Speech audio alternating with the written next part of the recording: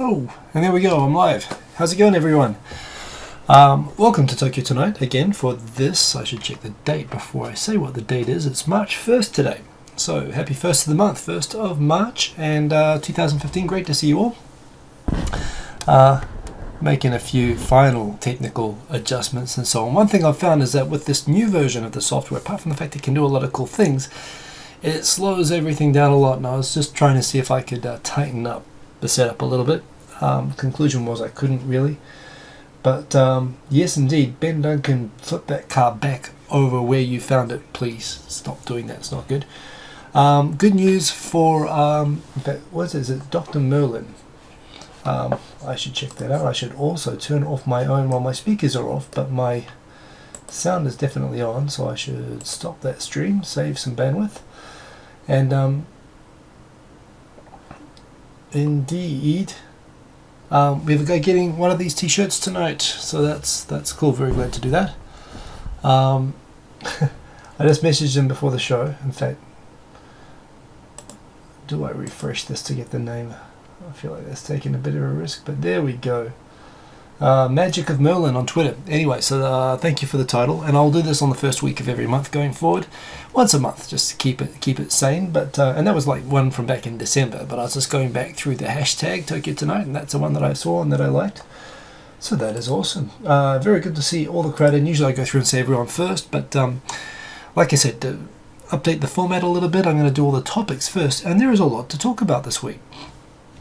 I can take suggestions for topics at the end. First I'll go through news and stuff like that. But wow, there's lots of things. There's of course Baye's petition that we talked about last week, seems to be making some ground. I got these in the mail, both from Grace Buchero Mineta, who wrote both of these. She was on 2.5 Oyajis the other week, and it was fantastic. Her YouTube channel and blog and Gaijin pod articles, everything are awesome, and these are awesome, and I'm going to talk about these. I went for my health checkup, which is always good for fun. I was actually reading the second one of these during this health checkup, and I got these wrapped up while I was doing that. I actually found it was very helpful for getting through that second health check, because the more I think about drinking the barium part at the end for the stomach exam, the more I get I psych myself out a little bit. So thank you for that, Grace. That was pretty cool. And what else? Other bits and pieces. I've actually got a track kind of queued up that I've been meaning to record. I keep screwing up every time I try to record it, so I think I'll do that at the end of this. For people who are following, Jake Adelstein, I think I've got this in my topics, but he actually did a little draw up on the Japan Subculture Research Center, which features Bae's petition, as well as my little video about it that I did in Japanese the other day. I posted that on Facebook, and the discussion on Facebook around the whole blackface thing is interesting. I think it's a good discussion. It's respectful. The people there are pretty good. It's a good exchange of ideas. Yuta Aoki, who is going to be on 2.5 Oyajis this week, and is awesome. I'm such a fan of like everything he's doing. He's doing stuff that I do, like topics that I do, but he's doing them much, much better. And I don't say that lightly, because I'm pretty confident in my ability to do these things, but he does it better. So there you go. That's my endorsement of him. We're going to get him on the show, and I'm really looking forward to that. He's really contributing to that discussion as well. And it's great to see the community growing. Oh, and there's all sorts of stuff with the community. Again, I want to show as well. We've got Saint Camu has come and started a YouTube channel doing something very much like his old Funniest English skit that he used to do on Samma no Karakuri Terebi when he was in the mainstream TV broadcasting, and he's coming back on YouTube, and that's kind of cool. I mean, again, he was a legit when I came to Japan. It's 10 years ago now, but he was like an A-grade sort of talent, Gaijin talent, but talent. He was on big shows, and he had some trouble with the talent agency, but I'd really love to see a channel like his really succeed, because that would really mark truly that, this kind of a death grip that the talent agencies have over the whole mainstream media in Japan is really over, if it means that people can survive based on their actual talent. But of course, that's the test. So anyway, lots of cool stuff going on. Cameraman is drunk again. That's right, the focus thing.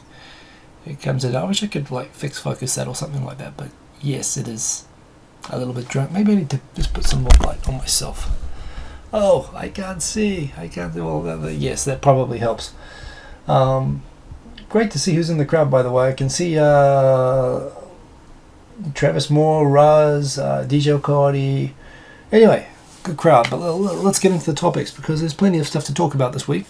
And I am live. Oh, which reminds me, I should actually tweet that this is live. One thing is just that I have noticed that the software, the new version of the software, does slow down the performance of my browsers and everything else, which means that when I want to show you web pages, it makes it really, really hard. I actually rebooted just before I started this live stream to try to see if I could speed it up, but it's not happening. So if you guys could do me a favor as well and just tweet out that this is live and to come and enjoy the party. What we're going to do is we're going to do news for about 30 minutes, and I'm going to do some chit chat, and then I'll do some music for the outro, because that's how I roll. Live on Tokyo Tonight now. Boom. Link. Send it up to all the social networks. Love that picture, by the way, that even if I say so myself, that I got of the of a sunset the other night. Tokyo has awesome sunsets. We have really good skies here. We're just lucky. We shouldn't, because Tokyo's a big city and it should be very polluted and everything like that. But yeah, we just get lucky with that stuff. Anyway, so let's get into the news topics, and they are here. So that means I've got to go boom, boom, and boom. Well, that went well so far, but the scrolling is a little bit crap at the moment, so please bear with me. I made some adjustments this week. Oh, well, look, there's the first topic. The first topic is My Husband Thinks I'm Crazy, the book by, well, the title on the name on the book. I think she's, we've had her on the show, of course, so, you know, it goes by some, this is her author name anyway, by Grace Bushel-Bidetta. And I got both of them, and I read them both in a stretch. You can actually get this. You go to her channel, Texan in Tokyo. You can actually see she is offering both of these books at the moment, or maybe the first book she's offering for free on the Kindle version from Amazon. And it's awesome, and you've got no excuse for not getting it. But that said, especially for something like a comic, right? For something like this, you should totally be getting this as you know, as a paperback, I think. And not just for the reason that it's actually better to read and it's actually nicer to have, but also the fact that you're paying for it, you're supporting someone who's put a lot of time and is living off this, basically, right? So, you know, she's a fellow J-vlogger, and I think it's worth it just for the support. And the fact is, I can vouch for this. This is top quality. I've read a lot of self-published books that people have, you know, that people in our community and bloggers have so on done. There are some characteristics I've noticed of a lot of self-published books. They tend to be a bit rushed to get out, and I'm not criticizing that, because I've never gotten one out. So there you go. But you know, they tend to be full of like spelling and grammar mistakes, and which I find just makes it awkward to read. It's like listening to music which has, like, you know, an offbeat or something sometimes, and you know. Yeah, you know, they're just not polished. They don't have what an editor has. Well, this reads like an editor has really gone through it. The quality, the illustrations, the IQ. You know, I actually had in my head, I was walking around the other day, and I was going through the book review that I'd do for this. And I think I'm going to do a separate book review video. But the gist of it will be thus. What I love about this book, what draws me to this book in the beginning, is that... oh, look, it's a book about Japan. It's a book about intercultural relationships. It's a book about international marriages, and that's just like me, and I can read this, and oh, look, there's things in here that I find that I can relate to, and there are things in here that are different to what I can relate to. There are things here that resonate, and there are things that I find interesting. And why? Because it's about Japan, and, you know, oh, because he's Japanese and she's an American, and that's what draws me to this. But the fact is that's a very narrow sort of demographic.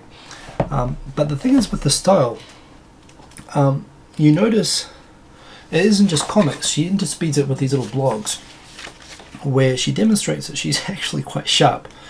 Very, very well written, very, very clear. It's really smart people in my experience. I've said this before. Smart people don't talk complicated. Smart people don't talk in a way that's hard to understand. Smart people talk really easily and clear. You don't notice that they're smart if they're smart, but you understand everything that they're saying, and that's what she's got. I'm convinced by this that she's actually quite intelligent, and she's very lucid. And what you notice through this is I think it's deliberate. You look at the style. There's no through the whole book. As you get to know the characters, just like in real life, you start to notice that while the intercultural thing, the things about living in Japan and some of the intercultural issues are features that make the relationship interesting and make the book interesting, that is not what it is about. What you get the message, and this comes through the blogs and everything else, in the end of the day, you start to notice Ryosuke isn't drawn particularly differently to her or to the Japanese characters, and the Western characters are drawn pretty much the same. And as you get to understand the characteristics of both people, you don't think of him as Japanese or her as American per se. You get to know them, and this is just like real life, you get to know them as people. And you find out that these are both actually just very, very endearing, cool people. I mean, it's a charming, it sounds a bit patronizing, but it's the best word I can think of. It's genuinely charming. You go through the whole book smiling the entire time. Some parts I found were informative to me, certain topics and certain experiences they'd had. Some things are different, but the whole time it isn't slap your knee laughing the whole time, but you're fully engaged with it. And Ryosuke just seems like an awesome guy, and she just seems cool, and and it's kept consistently interesting the whole way through, and it just grabs you. And that's kind of the whole point. I mean, she actually goes, especially into the second book as well, she talks about topics in the offside blogs about things like, for example, living in Japan, but also about things like her blogging, which she's obviously been very successful, as well as the questions that intercultural couples are tired of hearing. I love her blogs. I actually marked them. One is perfection is stupid. Good enough is good enough for me. And what she means by that is not good enough. It means anything is good enough. And also means if it's not good enough, she talks about she's done book projects that she's shelved partway through because they weren't good enough. But at the same time, but good enough to get out. But the pros and cons of moving across the world for love. Some of these topics are. Some of the stuff is very cultural, like Valentine's Day in Japan and so on. I'm not a free walking English lesson. I mean, I love that. But 16 of the most common questions people ask me in Japan. That's not the one I was looking for. I love this one. She did a blog talking about, and this is so true, he's attractive for an Asian guy isn't a compliment. It's actually kind of racist. And she, there's some solid meat to this stuff at the same time as it's just a great comic. I've already given my feedback, and I reiterate it having read this. She should get this translated. I think just for the fact that there are so many, as she talks about, there are Japanese guys who have this kind of dream of at least dating or the idea of getting married and knowing what it's like day-to-day life, having a foreign wife, which would draw them into this. And what they'll find is it's a bait and switch. They'll read this and they'll discover, no, there's nothing special. He's just a really cool guy and she's just a very cool person, and this kind of captures their daily lives, as newlyweds and living in Japan.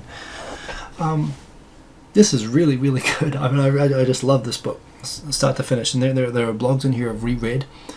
I'd only ever actually seen bits and pieces of her writings and her comics. I'd liked what I'd seen well enough to know that I'd enjoy the book. But yeah, it's great. There's so many things here which really resonate with me and ideas that I share with her and everything. And I'm just convinced she's Dixon in Tokyo is a freaking genius, and you can download it for free. But I tell you what, I mean, if you're that cheap, whatever, or you want to check it out, you want to try before you buy it, go check it, and if you like it, buy it, for God's sake. I mean, it's only like $10, and she's earned it. You read this as she has, and I can't wait to see what else she does, including I really hope she gets a Japanese version of this, and I hope she gets attached to a publisher. Not that she really needs it for the quality. I think the editorial quality of this is up there with Baye's book, and he got professional editorial help with his books. She's writing on that level, which is also something else I really appreciate, having read a lot of different levels of these books. So that's kind of my quick book review. I'll tie that together into a more structured video. I meant to do it this week, but I was just busy. I've got a busy week ahead. But in any case, really, really recommend checking it out. She's a J-vlogger. She's one of us, and she's proven that she's really a writer first and a J-vlogger second, although she's an awesome J-vlogger. So anyway, compliments over, but that's the first thing. So boom, let's get back to the topics of the night. The story here, by the way, and all of this you can actually access from my Flipboard, of course. which is very stuttery when I am using this with the live software. Yomiuri Shimbun, there's a little thing here talking about a Western myth about Japanese education, and I think this is true, and this is something I'm confronting at the moment because we're house hunting at the moment, looking for where we will live, which will determine where my son goes to his first school in Japan, his first elementary school, or primary school as we say in New Zealand.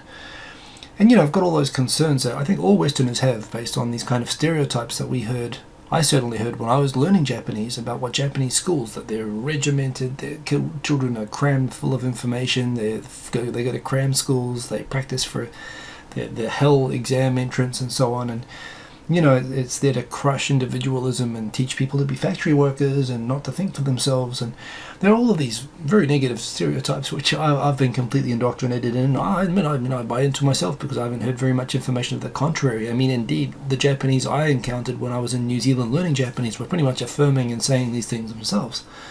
However, a nice little blog here talking about from an international perspective. I wonder if I can catch it. It'll take a bit of a while to load, but when they had a foreign guy who did the survey, are classes participatory or are they like one-way lectures, for example?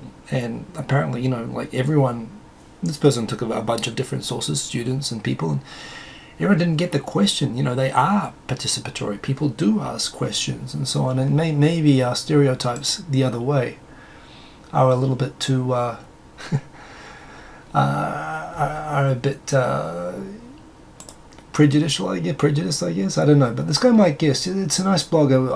Again, I don't know. This is just this person's experience of doing this kind of survey.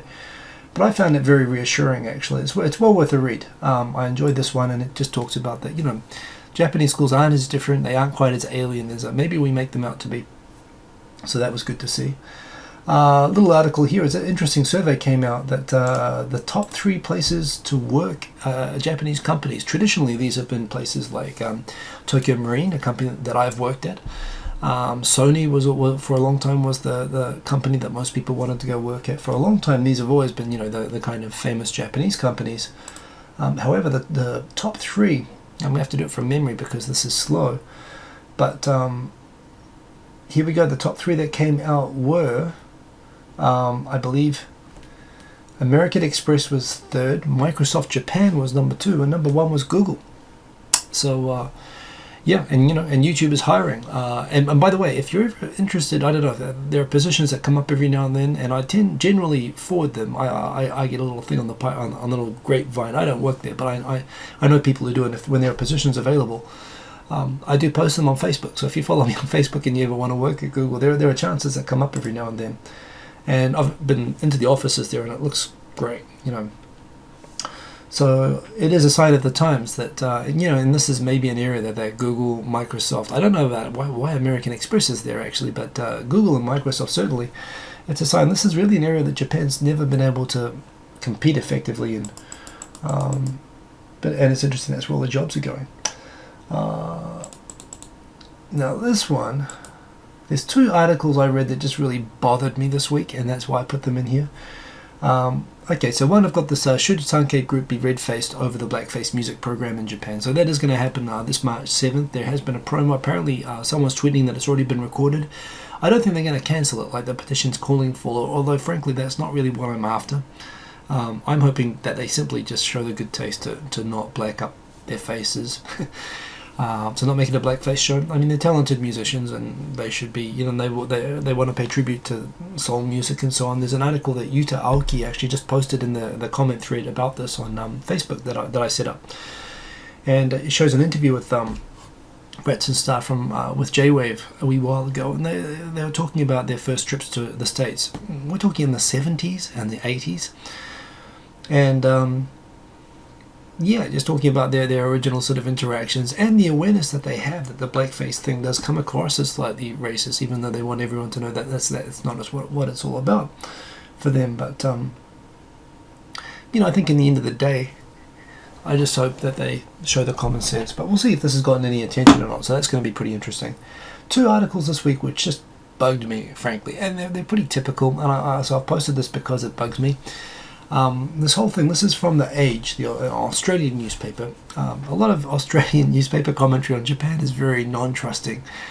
was still kind of suspicious. And where that comes from, as someone educated in Australia and raised in Australia and New Zealand, it comes from the teaching of history that Japan were the sneaky country that attacked Pearl Harbor and, brutally raped and pillaged across Asia. And, although they're our friends now and we love all the cool stuff that they make, they can't fully be trusted. And there is that undercurrent in everything that I was raised with. So you got this thing. Japan's looking to liberalize, to change its constitution, and no one is talking yet directly about Article 9. By the way, although it's clearly on the agenda of Abe that he wants to look at that, but they're doing some timid changes first. They're talking about things like adjusting the voting age. They're looking for kind of non-controversial measures that they can put in first, just so that they can establish a process. Because the whole time since after the war, when a bunch of university students were given 5 days to write the Japanese constitution, and that has never been changed, and the whole time ever since that these American students wrote this constitution, which is a joke, frankly. I mean, even Iraq, where they took over Iraq, or countries like that, they never imposed this, this kind of extreme measure of a limiting constitution like this. Japan's done pretty well under it, and I think that's why there's still some sensitivity about changing it. But for me, it's always been about Japan is entitled to write its own constitution. It still is, to me. Granted, the reasons that the occupation happened and so on, perhaps there's some justification for it, but at the same time, that constitution represents a legacy of colonization of Japan by the Allied forces after World War II, by the conquering and subjugation of Japan, and that's still in place. I mean, Japan's ultimate law is still written by a bunch of American university students. And while there's some things that are very cool about that, the idea that Japan can't be trusted to deliberate on actually updating its 70-year-old constitution. And, these are from countries like America and Australia that have all sorts of constitutional issues. I think Japan is entitled to, one, write its own constitution, or at least make its own decisions about changing them, and, and even to make mistakes. So I don't like the attitude that came across in the Age editorial that, we should all be very careful because, Japan's looking to change its constitution and this is going to upset China. Should Japan not actually assume sovereignty over its own constitution out of fear of offending a communist dictatorship that happens to be next door? I mean, seriously, but that wouldn't make sense said about any other country, but it happens when Australians talk about Japan, and it's kind of sad and backward, and frankly it represents a mentality that, honestly speaking, this is a country that that Aboriginals couldn't vote in to the 60s or 70s. They don't trust non-white people to do stuff like this. I don't think it's openly racist per se, but I think that's subliminally what's coming out of the Age with this, and it really annoys me, so that's why I put it up there. They're entitled to make their own choices, surely, at this point. So other stuff I found interesting. Oh yeah, this is a really big topic for me, of course. As you know, I've worked at a law firm, and although I've never practiced Japanese law, I'm not allowed to do that. But finally, you talk about Japan being slow at updating stuff. That jumped ahead. I just had it before. The Civil Code of Japan. There it is. Stay there. Okay, I think it's staying there. The Civil Code of Japan, which was adopted 120 years ago now, 1890, during the Meiji period. Based on the civil codes that exist in Prussia and France in Europe. Japan doesn't have a common law system like America and England and those countries do. Common law is basically a system of law whereby you have regulated laws that are regulated by politicians, but you also have case law that judges interpret those laws to make sure they're being applied properly, and they develop these principles based on following cases. Japan doesn't, civil code countries, which include France and Germany, don't strictly follow stare decisis. They don't follow case law rules. They're informative. The courts will take a look and see how courts interpreted a certain rule in the past to make sure it's consistent. But courts have pretty much a discretion to judge, each case as they see fit. much more than in America, which the whole problem with the American system, with the common law system, is that it's really unwieldy. You have to learn memorize thousands and thousands of cases, and it just becomes an argument. Every court case becomes a battle of trying to make your case sound more similar to some other case that happened in the past, rather than talking about what should be happening necessarily in this case. I mean, that is what you also have to do. But the rules become very grey. It becomes very easy to, sway, and it's very hard to learn what the law is in common law countries, whereas in civil code countries or civil law countries, all you have to do is learn the codified law and then argue on each case. And in this case, the civil code is what it governs most civil transactions in Japan, for example. Kind of things like your lease of your apartment, buying an apple from a shop, buying a computer from a computer shop, all these kind of day-to-day interactions of just stuff that you do in daily life, repayment of debts, taking out loans, getting a mortgage. They're based on a system which is 120 years old, and again has never been changed, and all that time, and they're looking to update it. Some of the things that, as I understand, they're looking to get rid of are, for example, key money. I'm hoping key money gets kicked out of this. That's one thing. Another thing that they're looking at is getting rid of guarantors. So every Gaijin knows the drama that we go through of not being able to rent an apartment without a personal guarantor. And this doesn't just have a discriminatory effect on foreigners without family in Japan, obviously, but this also has an effect on many Japanese people who, for different reasons and family situation reasons, don't have these guarantors. There's also other elements to this, like, for example, there are these kind of archaic rules around marriage and divorce. A woman is not allowed. Men are allowed to remarry instantly after a divorce, but women are not allowed to for 6 months. Something to do with some sort of problem if they have children, to another father, that they can't remarry to make it look like they're with a new father or something like that. But that's had a discriminatory effect. People are considering things like the rules that for names, for example, that women can have separate names. All of these things are getting considered, and it's going to go through this huge update, which is going to really, a lot of the strange and kind of archaic, quirky things about law in Japan, hopefully this will be a chance to correct. So this is a really big deal, even though it seems a bit nerdy. It's worth reading up about. This is in Japanese, but there's probably going to be, this is Asahi, so there's probably an English version of it, and it's worth Googling around about. Just on the other side, Lifehacker has a big list of all of the YouTube resources, including the official YouTube resources, like the Creator Playbook, as well as other things for getting your YouTube channel not just started, but YouTube obviously updates a lot. There's a lot of tips and things that you can leverage to really get the most out of your YouTube channel. So everyone who's YouTubing, it is worth checking in every now and then and just seeing what's new in that regard. This one we talked about last week, actually, top 10 things that make Japanese block people on Facebook, so I'll skip past that. Hopefully we're getting to the other one I really wanted to talk about this week, but we'll keep going through for now. Education Minister denies receiving illegal funds. This is a funny one. This happened under the Democrats as well. There's a rule in Japan that you're not allowed to receive political payments, donations from foreign citizens. It's obviously, from me, he wouldn't be able to take the money, but if you have like a Zainichi Korean, for example, a Korean special permanent resident of Japan who uses a Japanese name and makes a donation, it can be pretty hard to actually figure out that this came from a foreigner. And indeed that's what happened with somebody under the Democrat thing, that someone, without knowing that person was a foreigner, took a donation, and when they got audited they found out that this person was apparently and it was a legal payment, and they actually, the Abe himself forced that minister to resign. Exactly the same thing has happened here. A political group being run by the current education minister received a payment from a foreigner, which, it's kind of stupid that that's such a big deal. But as soon as he found out about it, returned the money, and, no harm done, which is exactly what the Democrats did. But now I'd be saying, well, look, see, so it's fine, which is a bit hypocritical, but it looks like there could be another case like this. There's a couple of other cases. We just had the Minister of Agriculture resign for taking a political donation from a company which was receiving subsidies, from an agricultural company that was receiving government subsidies, i.e. it looks a bit like a bribe. So he had to step down. And there are some more funding scandals like that coming up, so it'll be interesting.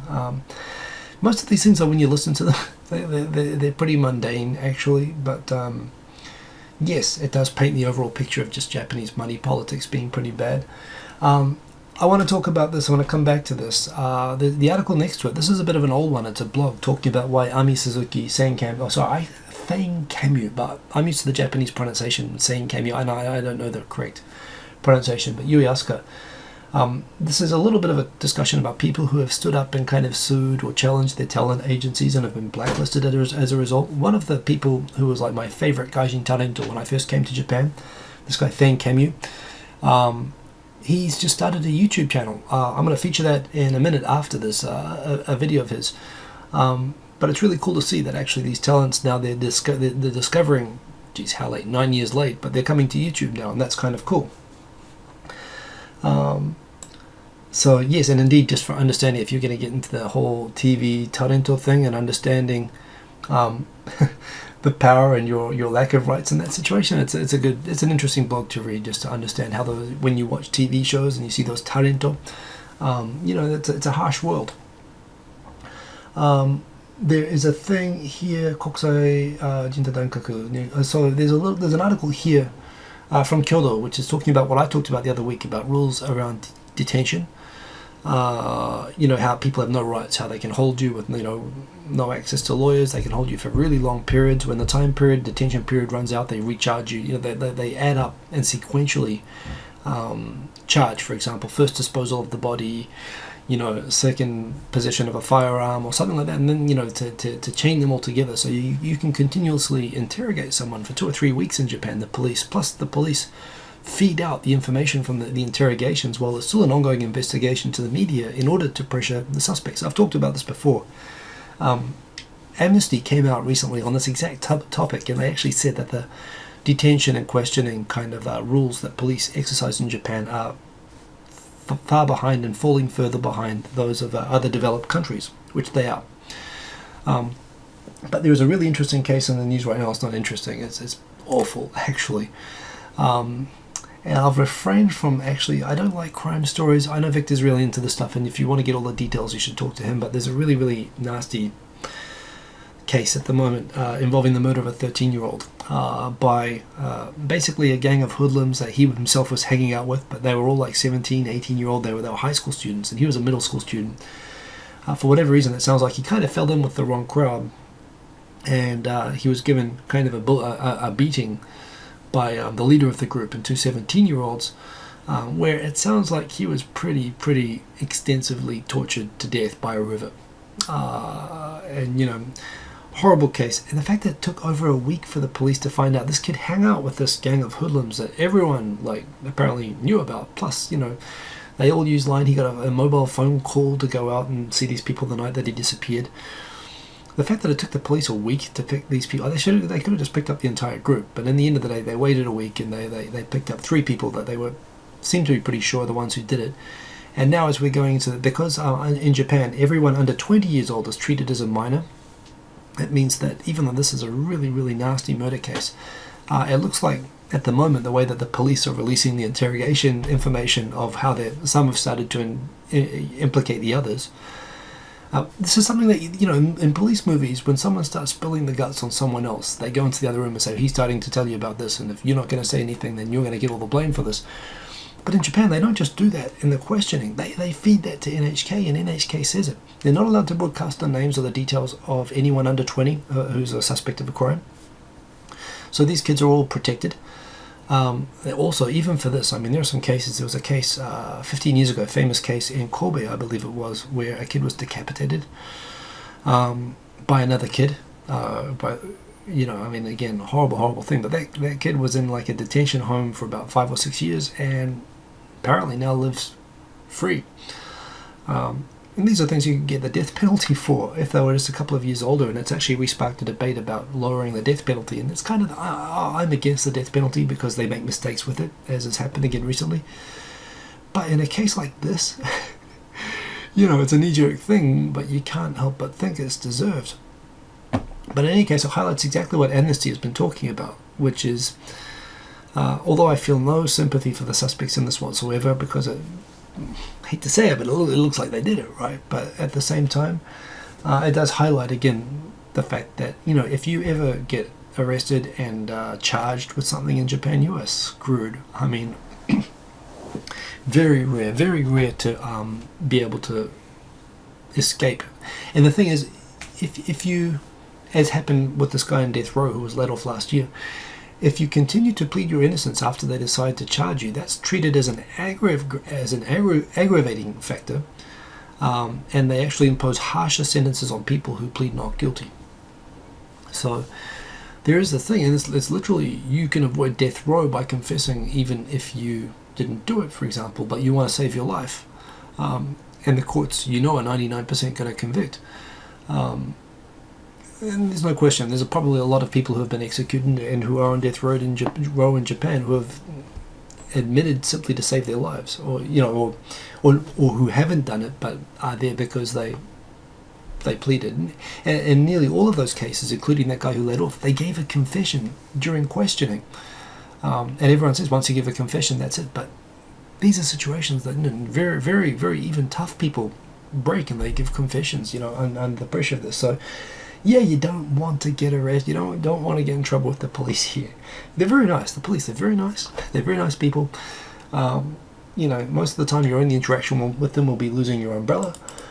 But yeah, if there's a murder investigation, you don't want to be nearby.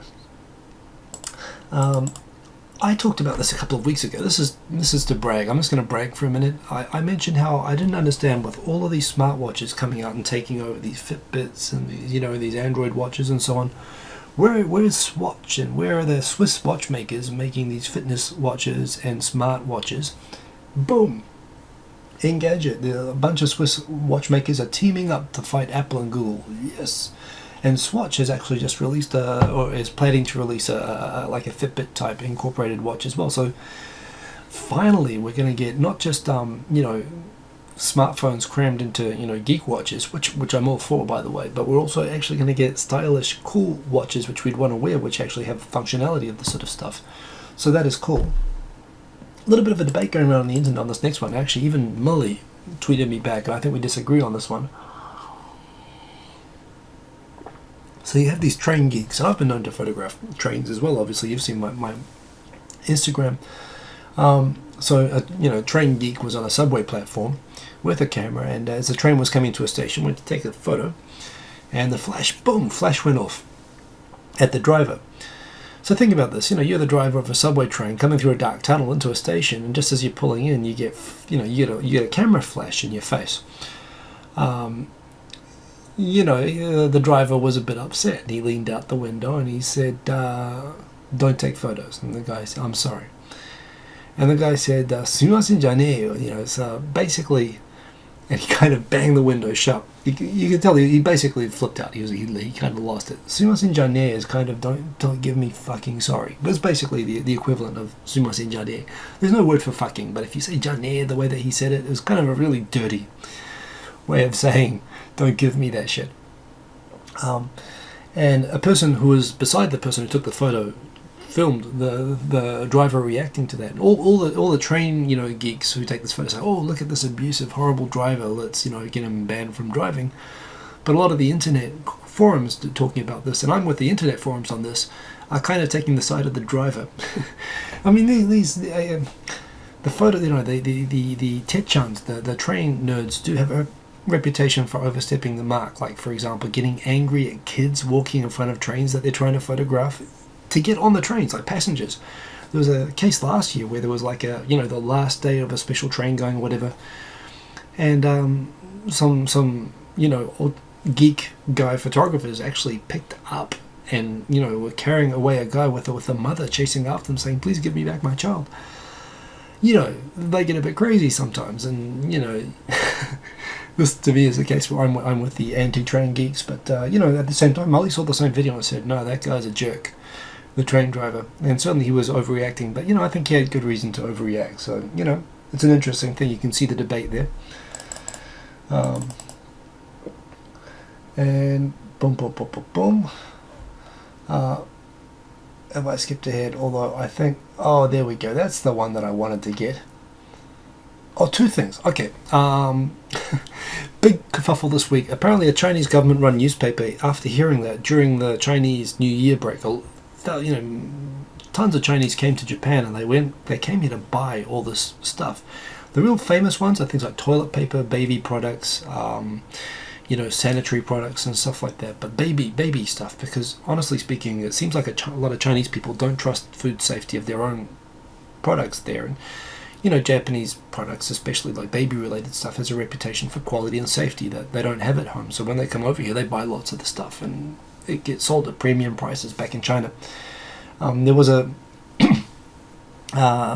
apparently I hadn't heard of this, but Japanese toilet seats, which are the best toilet seats in the world, I've described this before, were one of the big hot items that Chinese tourists were coming over here buying.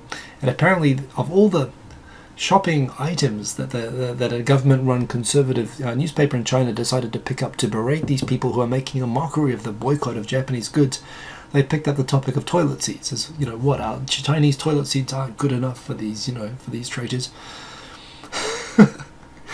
I guess not. And in a way, it's nice. It's actually nice to see that if something else, that self-interest and commercialism can overdo, frankly, brainwashing nationalist hate propaganda.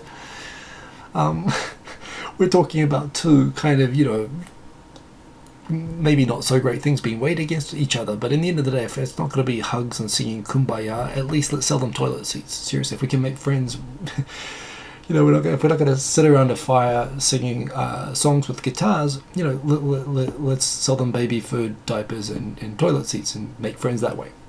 And it is better than governments that are trying to, maintain legitimacy by being racist against Japan. So good stuff, toilet makers. Toto, good job.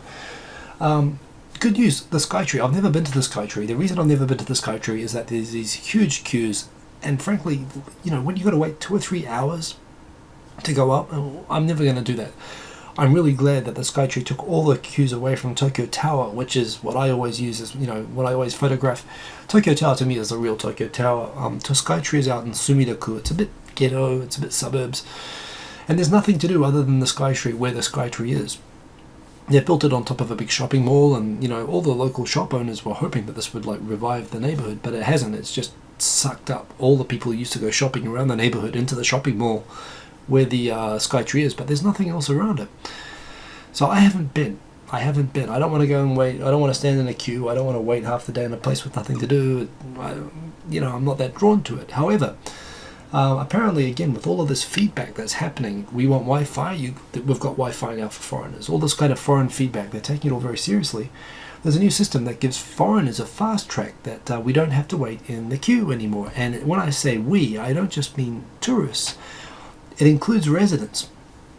If you can go to the Skytree with a foreign passport, demonstrate that you have a foreign passport, you and any Japanese people going with you, boom, you get to skip the queue and go straight up the Skytree. Which means I can take my family there, and even though I'm a permanent resident, according to the rules as I read them, I can go. So you do pay a little bit extra, but that's what you'd pay anyway, and you get to avoid the 2-hour queue. So I'm actually tempted to go up Skytree now, and it's worth knowing because that's what stopped me going all this time. So that's pretty cool. It's good. Sometimes it's good to be a Gaijin, as the privileges are definitely increasing.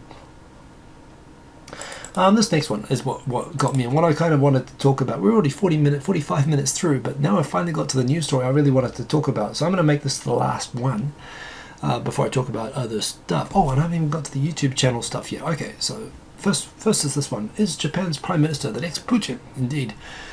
Is is Obama the next Stalin? Is Abbott the next Hitler? I don't know. A stupid title for a pretty stupid article, frankly. It goes through basically the art of the author's personal dislike, and it's pretty hard to find a journalist in Japan for working for foreign media who likes Abe, and I don't like Abe. I think he doesn't strike me as a guy I'd want to go out drinking with. Taro Aso, that guy can party. I would go out with the Deputy Prime Minister, the Minister of Finance. He's a terrible Prime Minister, terrible politician, and a defective human being, but he would be really fun to go out with. Abe, no, I've got no time for the man. But does that make him Hitler? Which is more or less what they're kind of accusing him of in this thing. And what they're citing it for is the particular example that they use is what's going on in Okinawa right now. And what's going on in Okinawa right now is kind of interesting. So I'll talk a little bit about Okinawa. Maybe you guys have heard about this whole big base relocation thing, and stuff that's going on. And there have been some bits and pieces in the news about the rough treatment of protesters and so on. And it's that rough treatment of protesters against the base relocation that's causing the Huffington Post to run an article saying that America should perhaps be reconsidering having closer ties with Japan when they have this fascist who's using Coast Guard to rough up protesters in Okinawa, opposing a base that the national government is imposing on them. And that is bullshit. Well, it's not complete bullshit. There are elements of truth to it, as there always are with these things, but the conclusion and the links and everything are bullshit. I'll explain why. I've talked about Okinawa before, but basically the big story is that Okinawa, of course, wasn't returned to Japan after World War II. It was it remained a part of occupied territories under American administration until 1975, and during that time, it's in a fantastic location. If you want to protect Taiwan and South Korea and frankly the Philippines and everywhere, it's like a big aircraft carrier in the best location in the East China Sea. And America uses, I forget the exact percentage of the land there, but it's like 20% of the land of the main island of Okinawa is taken up with, like, not just one, but like 20 bases. There's a huge number of bases there, and they include a big air base for Marines, an Air Force base, Navy stations, and everything. And it's like this kind of Rock of Gibraltar that America has, which effectively prevents China from being able to pull any funny stuff. It gives, although parts of Kyushu are closer to Korea, it gives, this basically, I think it's the largest overseas deployment of US troops anywhere in the world, at least not during a war, is in this place. So it means that nobody can really pull shenanigans within the range of the planes that can fly from Okinawa. And that is why, for, a good 50, 60 years, in spite of the fact that, there have been some people who really wanted to have some hot wars in this region, they haven't been able to have them because of the deterrent that, frankly, we've had from the US forces there, which is why it kind of sucks for the people of Okinawa, but, I'm still for the bases being there. So the thing is that, when the Americans came in and they took over these islands, and going back even before that a little bit, these islands were 60 years before the Americans took them over, were taken over by Japan. They were annexed during the Meiji period by Japan. And there was still some kind of a tension between whether, Japan itself was kind of occupying Okinawa or not. And certainly during the war, there are accounts which say that, the use of Okinawa and its citizens was kind of as pawns of the Japanese government. They were being treated in a way different to mainland Japanese who were in the islands fighting, is one of the accounts. And so there's this whole thing about, there's always been this quite, are they fully accepted into the rest of Japan? I don't think anyone would say that they're not, actually. They are really fully part of Japan, but, there was historically this whole thing that, they were a part that was incorporated before Korea and Taiwan, but as part of proper Japan. So then the Americans take them over, and what kind of happened was when the Americans took over, they of course did what a military coming in does. They took a bunch of land that they needed and they built bases for their troops, and the Japanese government was forced to pay compensation to the people who lost their land. But the people who lost their land, if you have a look at the whole thing at Narita Airport and all of these disputes that go on, Japanese have a really big attachment to their land. Like even trying to extend a runway at Narita, still results in occasionally pipe bombs being dropped in front of construction companies. And these people who, had a lot of their land confiscated in a very densely populated island, so this affected a lot of people in Okinawa, really, really deeply resented, one, losing their land for the American bases, and remember, covering something like 20% of the landmass of this island. And that resentment compounds with, somewhat unfairly, but, when you have, however, whatever number it is, 15, 20,000, US troops, permanently based on that island, on rotation or whatever, but when you've got that permanent presence of troops there, occasionally they do stuff which gets them in trouble. In the extreme case, 20 years ago, there was a rape of a junior or whatever, and, that brought everyone out who was already pissed off with them to begin with and kind of, resentful at losing their land, comes out and says, well, look, you guys are here stealing our land and, raping our kids. Not cool. And things like that have forced a renegotiation at times of the arrangement between local police and the US forces there, but you have this increasing tension. Other factors that play into that tension is the rebellious nature of Okinawa itself means that politically it's always been aligned kind of with the communists and the far left. Just kind of basically they've always been entrenched, opposed both to America and to the national government, which has typically always been LDP and conservative. And the national government's always understood that the only way that they can kind of try to keep Okinawa passive and under control is just to pay it. Somehow Okinawa has the most civil servants of any prefecture. It's the only prefecture where a non-prefectural, like you have to be born in Okinawa to work as a civil servant in Okinawa. It's partly a social welfare thing as well, because Okinawa missed the whole economic miracle that happened in Japan, so it does have higher unemployment, and it is economically, it still is behind the rest of Japan. But yeah, so you've got a very strong left wing that's anti-central government, it's anti-Tokyo, it's anti-LDP in the first place throughout the whole island. You have this undercurrent of resentment against the fact that these bases were, built on top of land which they still are campaigning to get back. They want their old little rice fields back. There's also things like, for example, around Futenma in particular, which is the big base that we're talking about in question here, where there was a helicopter, a Black Hawk, I think it was, actually crashed right beside the air base, but it crashed onto a school. I think it was a university campus, and a university campus which is full of people militantly against the American military presence there, and killed some people some years ago as well. I think that was the straw that broke the camel's back, as it were, that said that they had to move that base. That base has become very densely populated since it was built, and partly from people who used to live on that land moving around it, and it's built up. It's built up also because, frankly, there's a lot of businesses that depend on the base for business. And this is another thing. It's another tension, of course, that you have a large part of the economy in Okinawa that is dependent upon the U.S. troops, but at the same time, there's a lot of people who have lost their land, and there's this kind of tension. How much China plays into this isn't entirely clear. I mean, it's obviously in China's national interest to support opposition to the American base there, because that base is there partly to keep China in check, although it's not really in the open how bad that is. It's probably just a coincidence that the interests coincide. But anyway, the solution that finally came up when the Americans, I think it was after the crash, that finally did it, and the Americans kind of said, okay, look, we're going to find a solution. We need to improve our PR. There've been so many things with the rape case, with the helicopter crash. It was really pushing something to a head that the anti-American sentiment in Okinawa was really boiling to a peak. The governments there were so uncooperative with the U.S. bases. They were openly hostile to the U.S. bases there. The Americans decided to throw Japan a bone and said, look, we're going to relocate, we're going to evacuate, we're going to clear Futenma and give the land back to the original landowners. And but we need a place to put the base still. We need to relocate the base. And they came to the conclusion with the Japanese national government that the best solution for it would be to build a new land reclamation into the ocean, extending off Camp Schwab on the top of the main island. And that seemed like the best deal because no one's losing their land for it. It's an extension of an existing base. And so, yeah, that seemed like the right idea.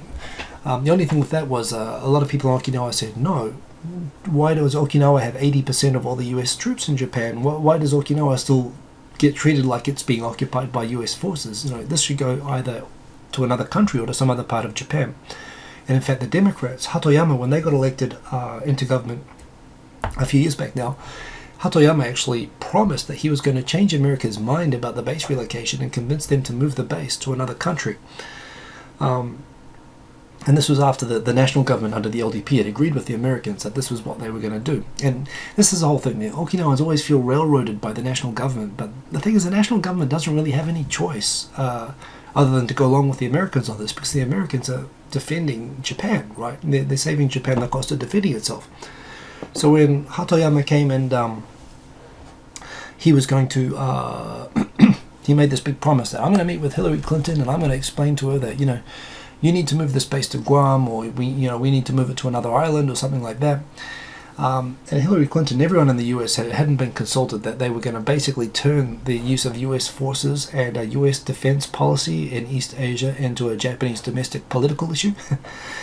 And when he finally met with Hillary Clinton, I've always thought it was like it was kind of sad. It's the funniest thing I've ever seen. He came out of this press conference. He came out of this meeting with her, visibly shaking, saying, all bets are off. And I'm pretty sure, I know what Hillary Clinton said. She said, you do not fuck with US defense policy, especially not in your position. Your job is to help us do this. And he came out of this meeting just basically flipped on everything, and he had to resign as prime minister for it. So the thing is that, so what is the problem with moving this thing onto a reclaimed, extension on a base? It sounds like a good deal. There are a lot of protesters who are saying, one, we don't want this in Okinawa at all. We want to reduce the number of troops here, reduce the occupation level, because they still see this as an occupation. And the other issue is that they say that it's being built over a beautiful reef, which I've actually been to. I've been beside Camp Schwab at the jail resort in the north of that island. I've walked over that reef in Henoko, and it's beautiful. And really, it's a fantastic, natural, and it was I think it was a protected reserve. And so they're complaining that this will cause great environmental damage, building a runway that extends over this coral reef. Right now they're doing the environmental assessment and the initial boring for extending the runway. They've done these environmental checks, and the national government signed off, and the last government of Okinawa also signed off on it. But because the guy signed off a little bit too much, and that was very unpopular, they recently elected a new governor in Okinawa who's vowed to block the transfer of the base. At least they want the shutting down of Tenma, but they don't want them to move to this new location. And they're actually going to stop all cooperation, including they're going to try to hold up the development of this runway for new environmental checks. And where they're doing this boring out over this reef at the moment, there's a lot of protesters that are through direct action, trying to interfere with that physically. Like they're getting canoes and they're trying to get in the way of the machinery that's trying to drop these big concrete blocks and so on. And the Coast Guard is there. The Japanese Coast Guard, people who want to fight China in Japan, they don't join the self-defense forces because they don't get to fight China, but the Coast Guard does. You've seen the videos of going around the senkakus where they attack those fishing boats. So they are down there at the moment. So the Coast Guard are down there with these, frankly, kind of left-wing, very left-wing and very anti-American and anti-central government protesters who are trying to interfere with the Japanese construction companies that are trying to lay concrete blocks over this reef. And they're getting a lot of physical confrontations. And it's mutual, by the way. It's not just the Coast Guard, although the Coast Guard do have a reputation for being rough. And it's happening in two ways. The other way is, outside of Camp Schwab, there have been protesters camped on the road, blocking the road so that US forces can't go in and out of the military base. And recently, and that as well, police dragged away two of the protesters, and this got picked up that, Japanese government trying to suppress, democratic protest or whatever. And this was even covered in the international media like this. And this is why they're saying, is Japan's Prime Minister the next Putin? Because, there's video footage of Coast Guard people roughing up these kayaking protesters. And there's also things about, detaining people trying to protest these bases. But there again, if you go onto YouTube and you Google about these base protests, there's video footage of both ways. There's video footage of people driving past the protests in front of these bases with video cameras, and I'm guessing that the protesters themselves are suspecting that these are special branch police, or undercover police who are trying to film and record them, and they attack the cars. If you try to film the protest, they all wear face masks, and I've seen some pretty scary videos of these protesters attacking people in unmarked cars with a camera. So it's nasty both ways. It's a really nasty thing. The whole idea that this is some sort of sign that Abe is some sort of Putin that America doesn't want to deal with. No, this is being done because of Hillary Clinton, or more directly, it's being done because this is being done for the U.S. government, for the U.S. military. This is simply the Japanese government doing what it's told, and frankly, they're being told to screw Okinawa. And the idea that this person's got the wrong end of the stick and is saying that America should look at all the horrible things Japan's doing in Okinawa, you don't want anything to do with them. Japan is doing the things that it's doing in Okinawa because of America, for American defense policy. So it's, who's the Putin? Hillary Clinton, Obama, I don't know. It's a stupid analogy, which is, it kind of leads down the wrong road about this issue. It's a really complex issue. I mean, that's a very high level, overview of it, and there's a lot of levels to it, obviously. But, you get some amateur writing about this story, and, he kind of opportunistically takes the wrong angle on it, and that really annoys me, as you can tell. It's an issue with a lot of nuances. There's a lot of right and wrong on both sides. For me, in the end of the day, the reason there hasn't been a war with China in this part of the world, and the reason North Korea's been in check, is because those troops are there. And it sucks for the people of Okinawa. To me, building over this reef is still preferable to it is the best solution if you ask me, but at the same time it's going to cause a lot of ugliness, and it's not going to end. So it's interesting. We are up on the hour. I've just talked about news for the whole hour. Look at that. I'm going to go through some very cool stuff, some YouTuber stuff from my YouTube favorites. I'm going to share this stuff because this is awesome. First of all, we've got Bean My Life. She's just reached 200 subscribers. Bean My Life, you're awesome. Congratulations. Hope you're enjoying Singapore. Love Singapore. She's making good videos. Go subscribe to her. She's making good videos, and she's a regular poster, good J vlogger. Hikipedia is using my music in her vlogs. Thank you for that. Her vlogs are also, they're interesting. I mean, she was doing this latest one where she was using my track. She was reviewing CDs, Japanese albums, and covers of those. She also does book reviews and stuff like that. She's an intelligent lady, and she's doing really cool stuff there, and she's using my music, so love her, and she'll get a free promotion for that. Go subscribe to her if you like that sort of stuff. Next one is Darwin Fish. Darwin Fish 105 is a Japanese guy, and he just makes awesome videos to music. Slow motion videos. He's using the GoPro slow motion to make these slow motion videos, but they're all around Tokyo or whatever. I mean, I aspire to make videos like this guy makes, like his artsy things. He uses great music, and he shoots great video, and it's amazing. Subscribe to him and watch this. I think I've got 2 of his videos in this thing, actually. PDR Kabushiki Kaisha. If you don't subscribe to this guy, this is okay. I think everyone by now knows Duncan, knows about this guy, but if you don't know about him, he is the funniest guy in Japan YouTube, if you ask me. This is the best channel to subscribe to. Everything this guy does to me is awesome. Obviously you should know about it because he's got like 300,000 subscribers. I mean, his videos are in Japanese, but they're always subtitled in English. He is half, I think his father is English. But he's a really cool guy, and I really like him. I've known him for a long time, but he's really making awesome content right now, and all of his videos lately, annoying customers in convenience stores, he kind of just plays out the scenarios. I like all the Duncans, by the way, all the Duncans, and it's awesome, so go subscribe to that guy. Some more stuff. I saw that Rachel and Jun. Rachel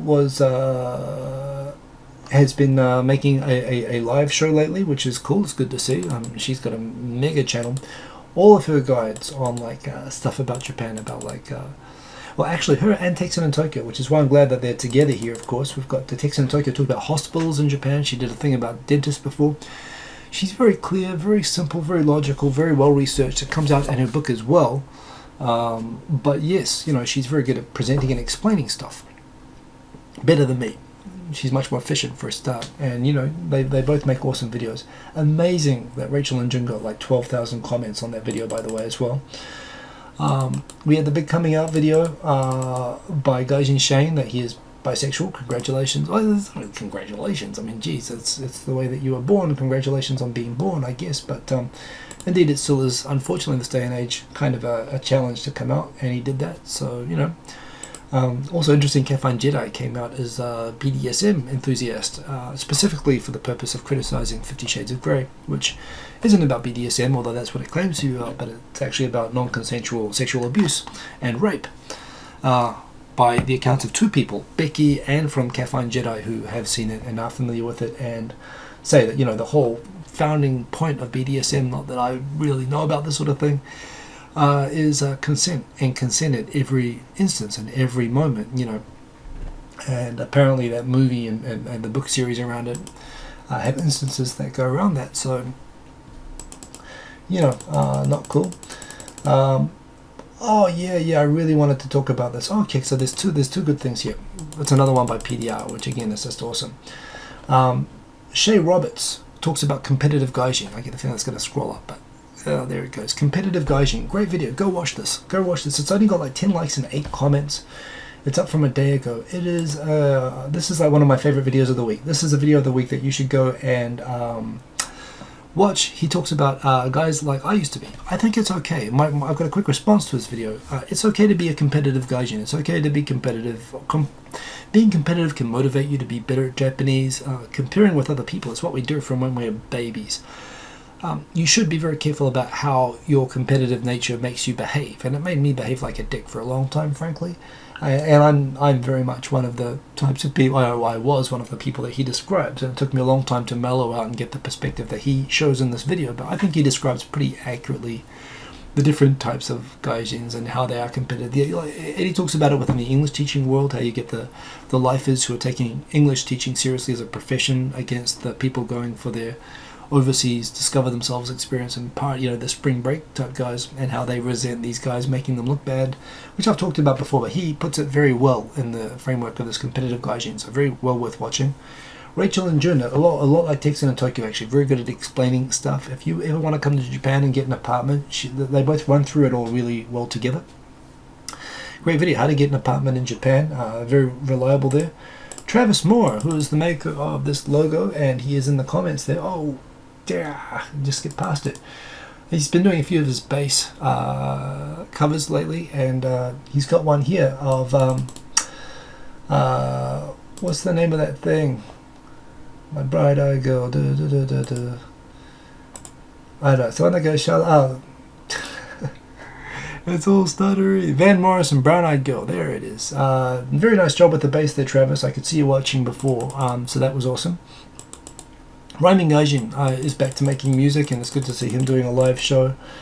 There was a YouTube space party, second anniversary party. I don't know, maybe I missed the invitation, or maybe I was too busy anyway, but it looks like it was pretty cool. Oh, that Japanese man Yuta, why is Japan so racist? It's a fantastic video, 10 minutes, talking about the whole baie thing, the whole blackface thing, and doing it much better than I could do. It's long, but that and the Shay Roberts video, those two videos are like the must-watch videos for this week. So go and check that out. He's going to come on the show this week, and yeah, I'm a big fan of Yuta at the moment, and go and check that out. There's another video by Darwin Fish, which I mentioned before, and take a look. You'll thank me. It's mind-blowing. It's awesome.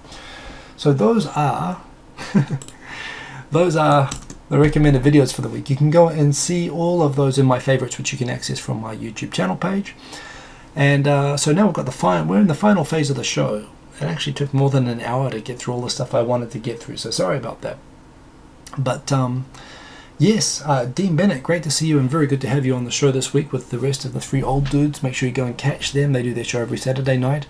Bernie Lowe, I just said congratulations on 200 subscribers. Bernie Lowe, awesome. There's Travis Moore. Correcting me when I was trying to remember Van Morrison and not remembering it, which was terrible. Dances with Cranes. Yeah, you saw the competitive Gaijin video. That's a good video. So, boom, I am going to set up my second camera. And I'm going to get some music ready. But who else we got here? No mentions for you, Lucas Massa. Sorry. Actually, I didn't catch your videos. I've subscribed to 600 channels, so I don't catch all of them. These are just from the ones that I picked, but I will look out for yours. Barringer, indeed, Yuta's videos are just like mind-blowingly good at the moment, and he is really cool. He is actually, I think, I was going to say, like 2 weeks ago he was 1,000 subscribers. Last week he was 2,000 subscribers, and although it looks like I'm promoting him, I'm not really promoting him. I'm trying to be friends with him because he's going to be way bigger than me. Benjamin Harris, I've not seen any of the Six Nations. I heard about the cricket where the New Zealand versus Australia game was like fantastic by the sounds of it yesterday. DJ Okari, I wouldn't know. I actually don't know about that, but I'll take your word for it, sir. So boom, let me try to get my camera rig set up for shooting this. Oh, and you know what? I've got to actually switch over sounds, or I've got to add a sound for if I want to produce some music. But I'm going to do some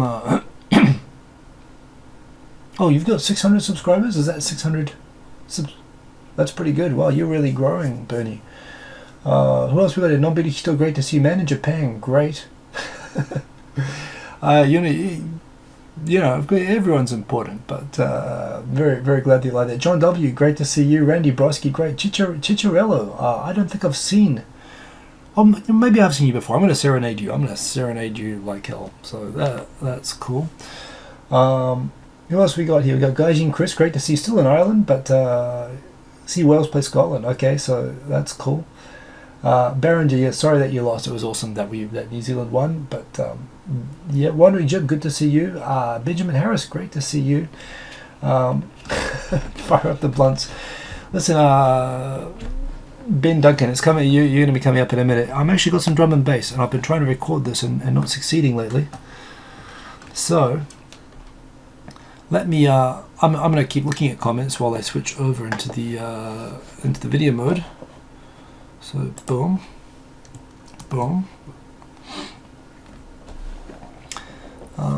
Let me try to straighten that up. Don't want the video cable in the way. Let's get that out of the way. Too many cables here.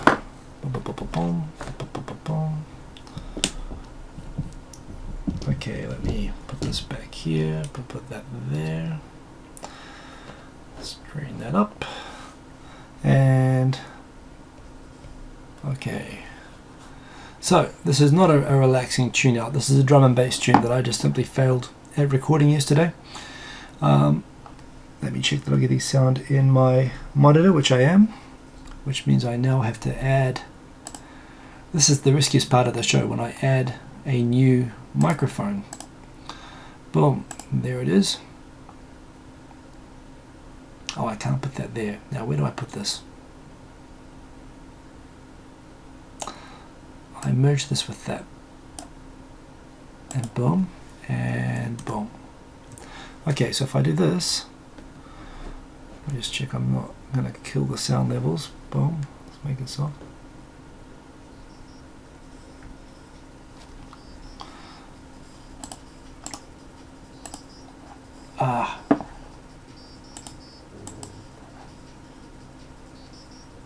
You can't hear that, can you? Okay, so that didn't work.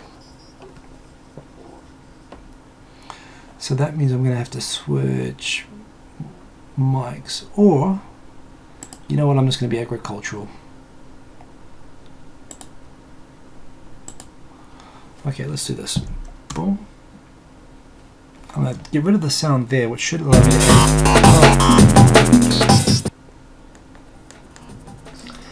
Okay, I think I'm going to take the levels down.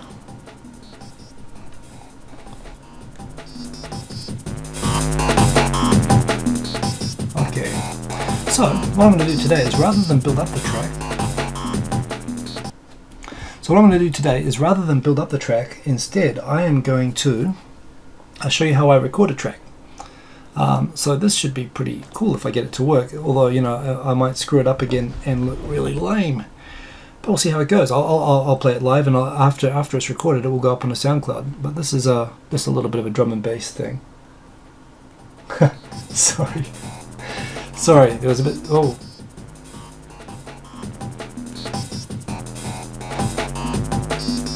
Sorry, I was trying to be sensitive with the sound, but it came out of it too much at once. Okay, so this is how I record stuff. So first of all, I decide what I want to come in on the beginning. So, question first is, I've basically got on this, I've got 3 drums, and I've got a bass and a kind of a treble. So I think I should start with low drums, and it's kind of, I've got to reach around this camera when I play this. It's going to make it more tricky. Do I come in with the bass, or do I come in with the treble? And I'm thinking I actually come in with the treble first and do the bass later.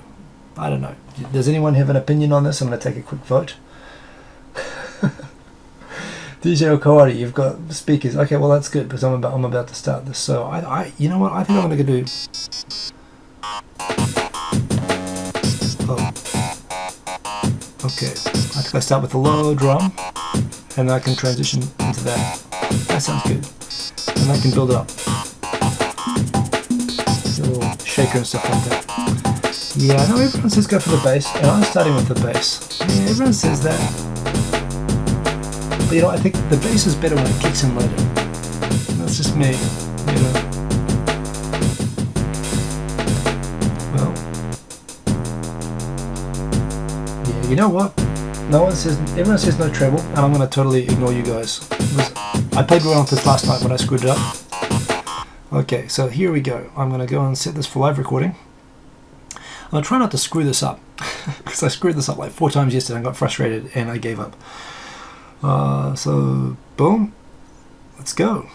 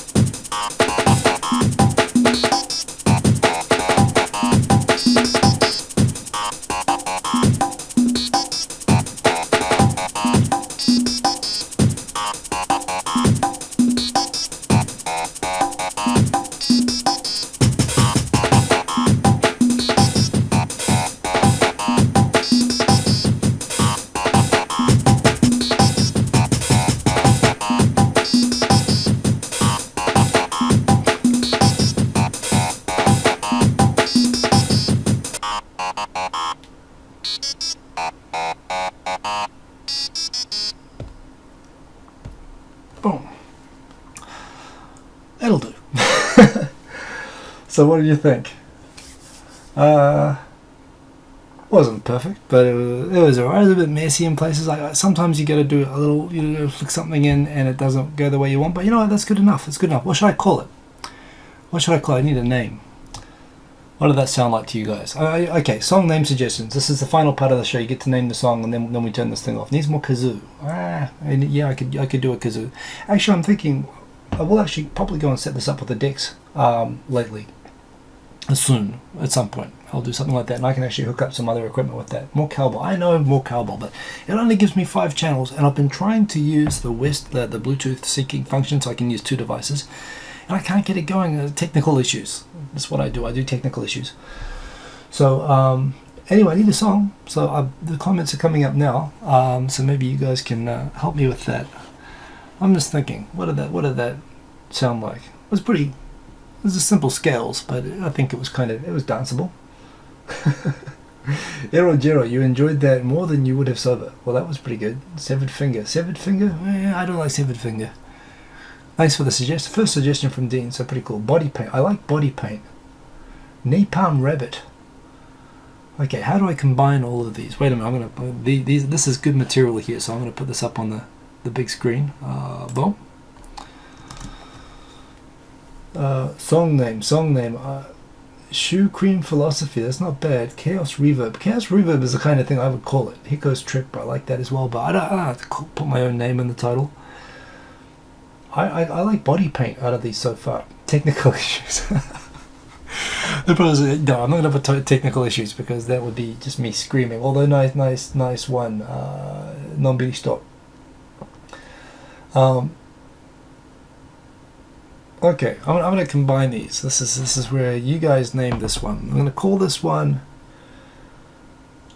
Sanity Body Paint. I don't know. That to me, losing sanity with long rattling bass. Ben, you've got a talent for naming, but I'm not going to go with that one. So I'm going to upload this one. I'm going to call it Jogging. Well, this is good jogging music. 165 BPM. That's a good jogging pace. So you can actually use that one. But you know what? I like the losing sanity and I like the body paint. So I think I'm going to do it calling losing. How do I combine those? Losing sanity body paint. For doing, I'm with the body paint. You know, I'm going to call it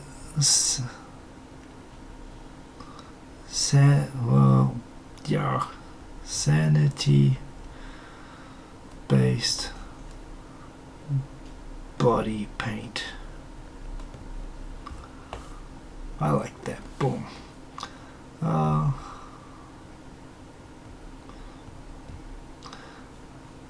My closing track, some D&B for the popple.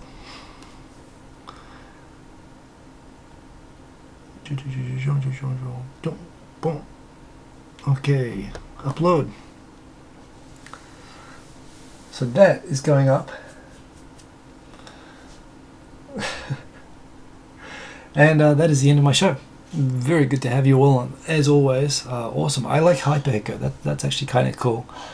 But shake the body paint off. Oh, I quite like that's quite a good one too. Well, I might tweak it. I might change it. But that has been an awesome show. Thanks to all of you guys. Again, it's got a little bit longer than I wanted to. I wanted to make it 1 hour, but it's 1 hour 24. But what can you do? I think it worked pretty well. Go and check out. This is Creative Commons, and it's going to be downloadable on SoundCloud. It's just gone up. Should be live in a few minutes, so you can enjoy this again or listen to it during your morning jog and whatnot. Put it on your videos. That's what I love the most. That's why Wikipedia got a shout out. Reuse this stuff. That's what I make it for. Though I make this stuff so that you guys can use it. So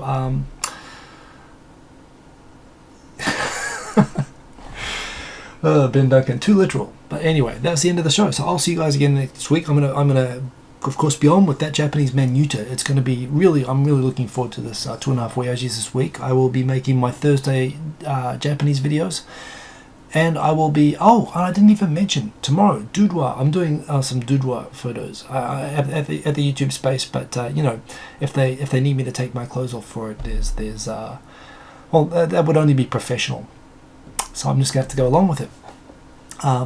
Anyway, love you guys. Thanks for joining me for this, and see you guys on Friday night Gaijin as well on Friday. If I've got some spare clips, I'll upload. I might put up some music video clips that day as well. That's what I want to do. So see you guys again soon, and boom, peace. How do I turn this thing off? That's the wrong mouse. What is this a mouse for? It's this one. It's my Rapu. It's that one. Boom. So turn this off. Stop streaming. There it is. See ya. Peace.